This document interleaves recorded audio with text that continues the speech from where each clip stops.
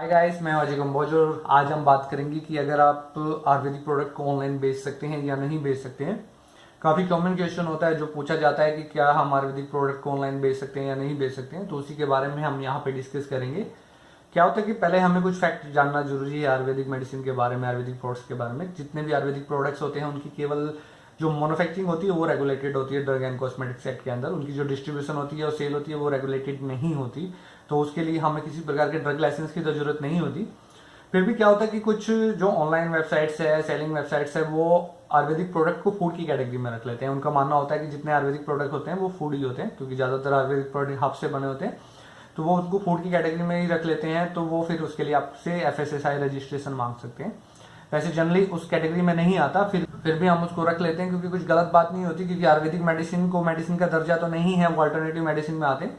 और अगर हम बाहर फॉरेन की बात करते हैं तो फूड में ही आते हैं, फूड सप्लीमेंट में ही आते हैं। तो अब कुछ ऑनलाइन वेबसाइट्स उनको फूड सप्लीमेंट में भी रख लेती हैं, तो आपको FSSAI रजिस्ट्रेशन वो मांग सकती है। कुछ नहीं भी मांगती तो भी चलता है, वो कोई बड़ी बात नहीं है। अगर आप ना भी लेंगे तो और नहीं मांग रही है तो भी कोई इशू आने वाला नहीं है उसमें।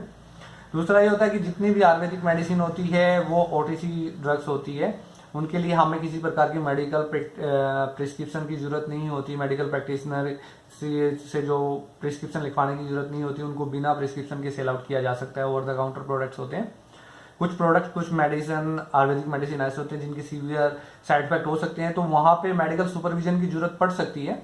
लेकिन फिर भी ज्यादातर आयुर्वेदिक मेडिसिन के लिए मेडिकल सुपरविजन की भी जरूरत नहीं होती, तो उसको भी हम बिना प्रिस्क्रिप्शन के हम सेल आउट कर सकते हैं।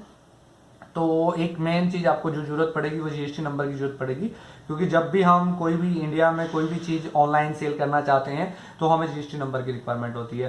तो आयुर्वेदिक प्रोडक्ट को भी अगर आप ऑनलाइन सेल करना चाहते हैं तो आपको GST नंबर की जरूरत वहां पे भी पड़ेगी। मेजर आपके लिए GST नंबर ही जरूरत होगा, और आप बिना किसी इजक के, बिना किसी ज्यादा प्रॉब्लम के जिस भी सेलिंग वेबसाइट से आप बेचना चाहते हैं उसकी जो भी टर्म कंडीशन है उसके हिसाब से आप आयुर्वेदिक प्रोडक्ट को ऑनलाइन बेच सकते हैं।